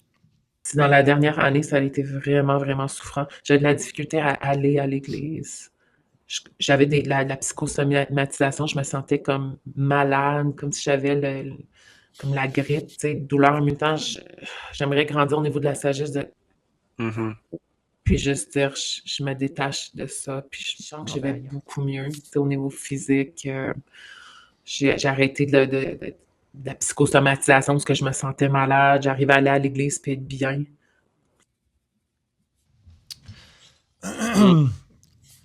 Moi, je dois te dire qu'au début, quand j'entendais parler là, des abus, tu sais, pour moi, pour que ça soit grave, il fallait que ça soit vraiment grave. Là, il y a eu une agression sexuelle, il y a eu une altercation physique, il y a eu de l'extorsion monétaire, des choses comme ça. De l'abus d'autorité, c'est plus subtil, tu le vois moins comme une manipulation subtile qui fait que des fois, même celui qui le fait est pas conscient parce que c'est pas son intention. Je dirais que j'ai pris plus conscience de la gravité de l'abus spirituel en constatant un peu les effets, en écoutant les témoignages de gens qui ont vécu ça. J'ai écouté toute la série de Rise and Fall of Mars Hill. Tu sais, bon, Rise and Fall of Mars Hill, c'est pas comme les cultes avec Jim Jones ou les trucs où ça finit en bain de sang. Puis, tu sais, c'est beaucoup plus modéré. Finalement, t'as un leader très, très fort, charismatique, qui attire les foules. Mais tu sais, les gens, au terme de ça, sont laissés avec des chocs post-traumatiques. Là. Il y a eu vraiment des conséquences assez impressionnantes. Et puis, je pense que Driscoll était conscient là, qu'il froissait des personnes, mais pour lui, c'était une nécessité pour l'avancement du ministère. Pas une nécessité de faire du mal pour faire le mal, mais l'idée, c'est que s'il y a des gens qui sont un obstacle au ministère, ben, on les tasse de là. Je pense qu'il n'accepte toujours pas l'idée le chapeau d'abuseur, parce que c'est une étiquette qui est fort. Mais ça empêche souvent, justement, parce qu'on n'aime pas le mot, d'être capable de reconnaître Mhm. qu'est-ce que les abus qui ont pu se perpétrer, et puis de nommer la souffrance de l'autre, de constater, est-ce Ouais. moi qui a fait ça, vraiment? Ouais. Euh, Ouais. Ça me fait penser à c'est drôle, Steve Jobs. Steve Jobs, avec Apple, a possiblement travaillé une quantité d'heures tellement inouïe que ses enfants ont dû manquer la présence de leur père. J'ai pas lu sa biographie, mais j'en fais juste l'interprétation. Le chapeau mhm, pourrait faire à d'autres personnes fortement impliquées dans des activités professionnelles au détriment de leur famille. On voit l'abus comme étant parfois bon des gestes explicites commis à des personnes, mais au nom de la mission, on peut passer à côté de prendre soin de des choses qui ont besoin d'être prendre soin, puis ça laisse une absence, ça laisse un vide. Puis l'enjeu, c'est pour Driscoll, dans ce cas-ci, pour ceux qui en ont été affectés, ben, des fois, il y a une reconnaissance partielle des torts causés. Donc, ça laisse pas l'impression que l'histoire va pas se répéter. Euh, et il n'y a pas une structure peut-être mise en place pour accompagner les gens affectés de ça. Je donne un exemple dans le marché du travail. Là. Disons qu'on vit un accident de travail ou il y a une relation abusive au travail, et la personne tombe en arrêt de travail, puis il va avoir un accompagnement fait par la CNSST. La CNSST va venir évaluer la condition de la personne, puis évaluer c'est quoi les besoins de la personne là-dedans, puis pour en venir à avoir des services psychologiques. Dans une église où est-ce qu'une personne aurait vraiment là, un aspect de la mission super à cœur, et ainsi de suite, mais au détriment d'un autre aspect, là, ben moi, la question que je me pose, c'est mais qu'est-ce qu'il peut faire au pire pour pallier à ses faiblesses? Puis dans les offenses explicites, par contre, à des personnes qui ont commis, c'est inévitable qu'il y a besoin de pouvoir reconnaître ses torts, demander pardon, puis assumer les conséquences de ses actes. Euh, donc, des leaders forts, c'est correct, il peut y en avoir. C'est fort sur quoi, puis au détriment de quoi, puis au détriment de est-ce qu'on est capable de bien protéger les limites de ce leader fort-là pour minimiser les conséquences. Puis le leader fort, quand même, s'il en vient à blesser des gens, il a besoin d'assumer qu'est-ce qu'il a besoin d'assumer dans ça, au risque de perdre sa position, s'il faut. mhm. Ouais. Voilà. Ouais, c'est tout à fait ça. Mais je pense qu'il faut admettre que c'est ça. C'est pas parce qu'il y a des gens qui sont victimaires, c'est pas parce qu'il y a le wokisme qui existe dans notre culture de dénonciation que les abus spirituels n'existent pas. Euh, Mm-hmm. et ces abus-là ben, peuvent être perpétrés par des gens qui sont vraiment des narcissiques, qui sont vraiment des personnalités toxiques, Mm. manipulatrices, mais il y a Ouais. des gens qui ont juste des gros angles morts, qui se rendent pas Oui. compte qu'ils font du mal aux autres. Oui. Parce que c'est pas toujours intentionnel. Des fois, c'est parce qu'ils ont mal eux-mêmes dans des relations, comment ils répondent à ça. Euh, pour se protéger, Je donne un font exemple. mal. Moi, quand que j'accompagne des gens qui viennent de des cultures plus traditionnelles, hiérarchiques, autoritaires, ou de familles avec des styles parentaux plus hiérarchiques, autoritaires, eux, ils sont plus familiers d'être exposés à ça, donc tolèrent plus les comportements abrasifs qui peuvent venir d'une mauvaise conduite d'une personne en position d'autorité. Mais une personne traditionnelle, autoritaire, avec une personne qui vient pas de ce background-là, les comportements vont être difficiles à être tolérés. Puis l'enjeu, c'est que la personne en position d'autorité, avec une personne qui est abrasive, avec une personne qui ne tolère pas les conduites abrasives, si elle n'est pas capable d'être consciente quand même de ce qu'elle fait, puis d'être à l'écoute de, il n'y aura pas un réajustement qui pourra se faire avec le temps. Donc là, ça sera tout le temps une personne qui est en position de pouvoir, qui n'écoute pas une personne qui est soumise à ce qu'elle ressent de désagréable de l'autre. Donc, c'est comme les gens qui viennent de des milieux plus caractérisés par de la violence, sont bien plus tolérants à être exposés à des enjeux de violence. Il y a des gens qui nous écoutent, puis peut-être en nous entendant décrire certaines choses, se rendent compte, hey, j'ai toléré bien trop longtemps des choses que j'aurais pas dû tolérer. Puis là, c'est le début à remarquer des meilleures frontières relationnelles sur ce que je permets et ce que je permets pas. Donc, ouais, il y a vraiment là beaucoup d'aspects. Il Ouais. y a pas une. Tu sais, la difficulté avec tout ça, c'est que il y a un élément très subjectif, tu l'as mentionné tantôt, là, tu sais, pour Ouais. certains vont pas avec des leaders forts, avec des personnalités un petit peu plus directives, mais qui peuvent écraser les autres, vont pas. Ça va pas leur laisser des grandes séquelles ou ils s'en portent assez bien. D'autres vont être très affectés. Ouais. Claude nous parle de comment, pendant un bout de temps, elle n'était pas capable d'aller à l'église, des effets physiques. Fait que, tu sais, on peut juger rapidement en disant, bon, ben, tu sais, t'es moumoune, puis prends sur toi, puis fais une femme de toi, puis... Mais je pense qu'il faut juste ça, être un peu plus sensible à cette réalité. Tu sais, on a quand même pris des consciences dans notre... il y a eu des étapes là, dans la société sur des choses qu'on laissait, qu'on tolérait avant, qui étaient normales. Je veux dire, tu sais, pour passer d'un monde où on pouvait réduire des êtres humains en esclavage à aujourd'hui où la terminologie qu'on emploie pour parler de groupe de personnes, elle est complètement déterminée puis qu'on ne peut pas dire telle ou telle chose parce que ça devient une micro-agression.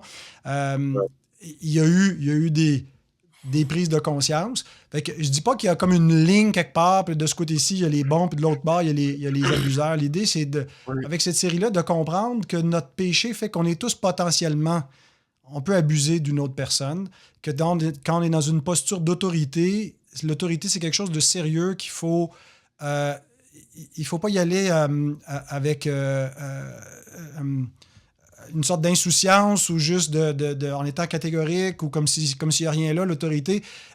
Quand on est un pasteur et qu'on parle du haut de la tribune et qu'on parle au nom de Dieu, ça a un effet énorme. On utilise la parole de Dieu. Il faut être extrêmement prudent. La Bible nous dit qu'on va être jugé plus sévèrement, pas juste sur les doctrines qu'on a enseignées, mais comment on a usé de l'autorité, comment on a usé du nom de Dieu pour influencer des personnes. Et je pense qu'on peut faire parfois du mal. Moi, ça m'est arrivé d'avoir à me repentir de mal que j'ai fait des gens, mais qui n'étaient pas intentionnels, qui n'étaient pas conscients. Hein? Celui qui parle légèrement blesse comme un glaive.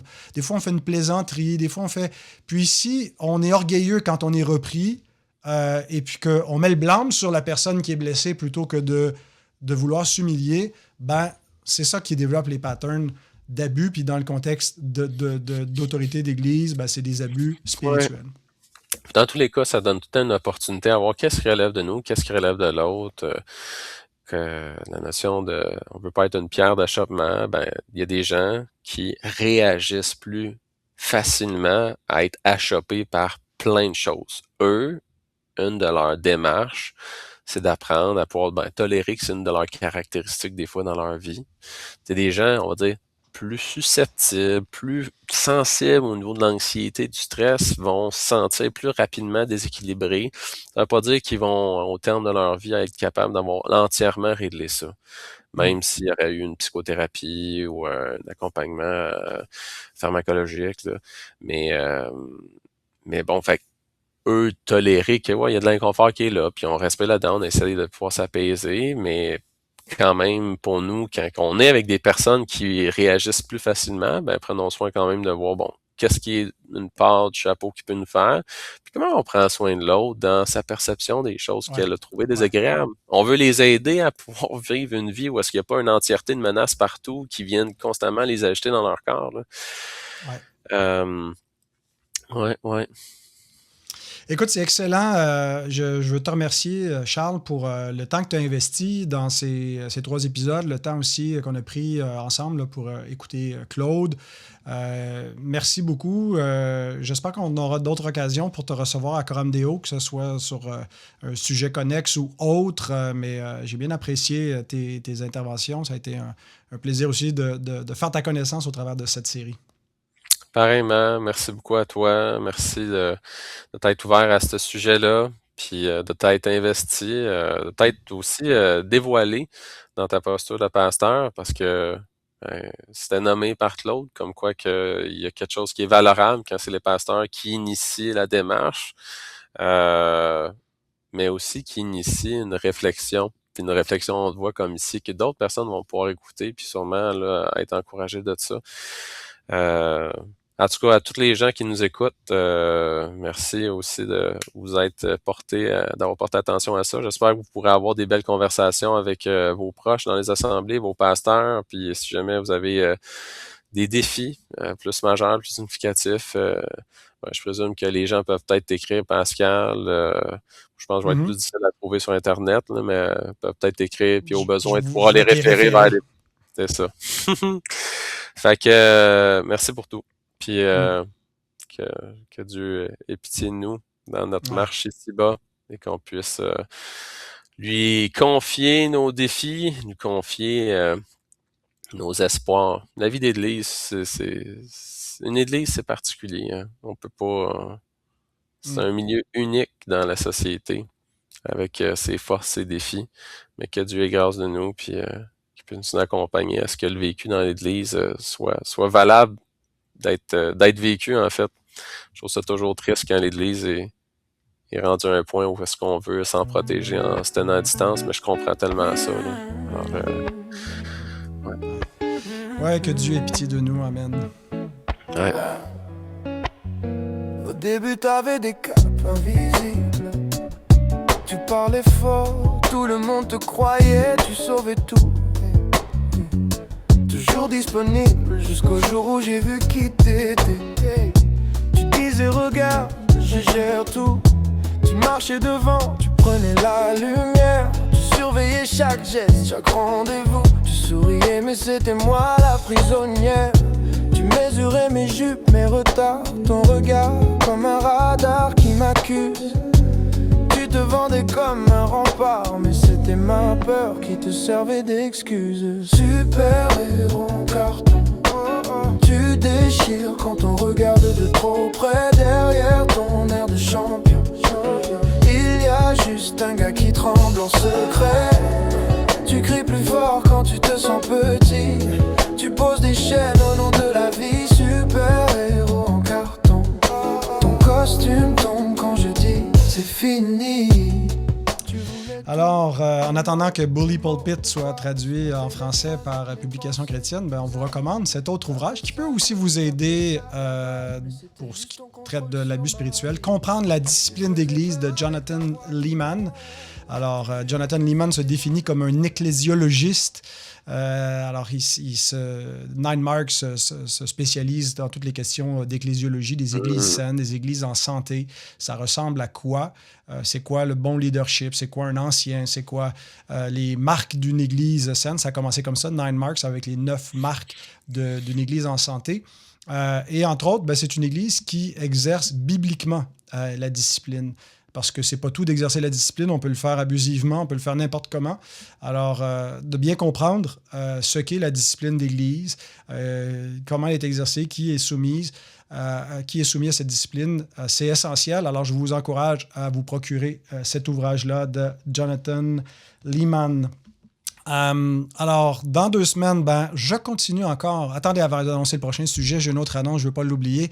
Je vais mettre un lien d'un cours qui s'en vient avec notre association d'église, l'association Réformée Baptiste. On est en partenariat avec l'International Reformed Baptist Seminary, IRBS, qui a comme président depuis plus de 25 ans James Renihan, qui est comme un puritain vivant, un particular baptiste, un spécialiste des baptistes calvinistes du XVIIe siècle. Donc, il va venir ici au Québec, à Saint-Jérôme. Ça va être dans l'église où je suis pasteur que les cours vont se donner pendant une semaine, fin avril. C'est sur les particularités de la théologie baptiste à l'origine. Donc, comment le mouvement baptiste a émergé, quelles sont les particularités. Ça va être basé sur les 2 confessions de foi, la première et la deuxième confession de foi baptiste de Londres. Alors, si vous voulez une vraie sommité, un vrai spécialiste là, de théologie historique chez les puritains, chez les réformés anglais et les baptistes calvinistes, ben, c'est James Renihan. On va l'avoir pour nous pendant une semaine, cours intensif. Alors, si vous pouvez mettre à part ce temps-là, je l'adresse aux pasteurs, aux étudiants en théologie, mais à quiconque serait intéressé, vous pouvez voir par le lien dans la description de l'épisode pour avoir plus de détails sur ce cours que je vous recommande hautement. Je l'ai fait il y a 20 ans, alors je suis content de pouvoir le refaire. Ça va être un peu son chant du cygne, là, parce que M. Renihan rapproche de la retraite. Alors, pour le prochain épisode, Charles, je vais continuer sur les abus spirituels, mais avec une autre personne, Anna Kitko, qui se spécialise dans les questions du contrôle coercitif et comment les abus spirituels se propagent dans les sectes et parfois dans les milieux conservateurs, dans les milieux orthodoxes. Alors, elle est diplômée de RTS, Reformed Theological Seminary, et elle a par la suite complété une maîtrise en psychologie du contrôle coercitif à l'université de Salford en Angleterre. Donc, elle est spécialisée dans la question. Je vais voir à quel point elle est capable de baragouiner du français pour le faire en français. Je lui ai envoyé mes questions. Elle parle un peu le français, mais est-ce que ça sera suffisant? Sinon, l'émission sera peut-être en anglais, là, si c'est trop compliqué pour que ce soit clair. Alors voilà, on revient un peu sur les abus spirituels, mais avec un autre angle d'approche, et on va parler beaucoup du contrôle coercitif. Merci d'avoir été des nôtres. Ça a été un plus long podcast qu'à l'habitude. Là, on a dépassé 1h30, mais voilà, on se fait plaisir, hein, Charles? En tout cas, j'espère que le monde l'écoutera jusqu'au bout et qu'ils l'auront aimé jusqu'au bout. Alors, si vous l'avez écouté jusqu'au bout, laissez-nous un petit commentaire sur YouTube et puis je vais le liker. Je vais vous envoyer un petit cœur en retour pour le premier mois de diffusion. Là. Si vous me laissez un commentaire dans 2 ans, peut-être que je serai plus attentif. Très bien. Merci encore, Charles. Merci d'avoir été des nôtres. Si vous avez des fois des suggestions de sujets d'émission, des personnes à inviter, ne vous gênez pas. Merci à ceux qui nous soutiennent par la prière et par vos dons qui permettent de couvrir une partie des frais. On apprécie beaucoup. Et que Dieu vous bénisse. À bientôt.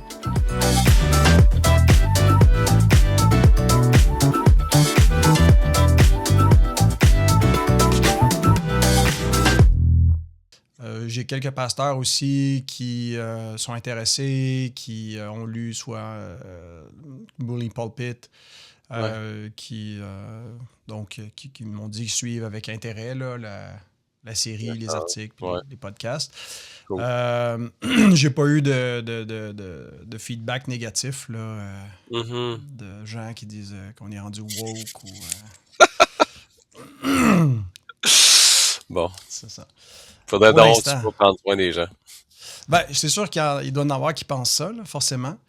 Mais ceux qui y pensent, je serais vraiment curieux de pouvoir recevoir leurs propos. Ouais. Fait que tu mettras ça dans ta séquence à la fin. Qu'ils puissent t'écrire. Qu'ils puissent m'écrire. Sérieusement, là. Je pense que notre intention, là, c'est de faire du bien, protéger les gens, des personnes qui peuvent être dangereuses, des situations, bref, qui sont problématiques. En tout cas, si jamais on a une tâche aveugle, ça me ferait plaisir de pouvoir le recevoir. Là. Ouais. Non, c'est ça. Je pense que c'est mal compris aussi parce que on voit les abus comme s'il y a toujours une intentionnalité.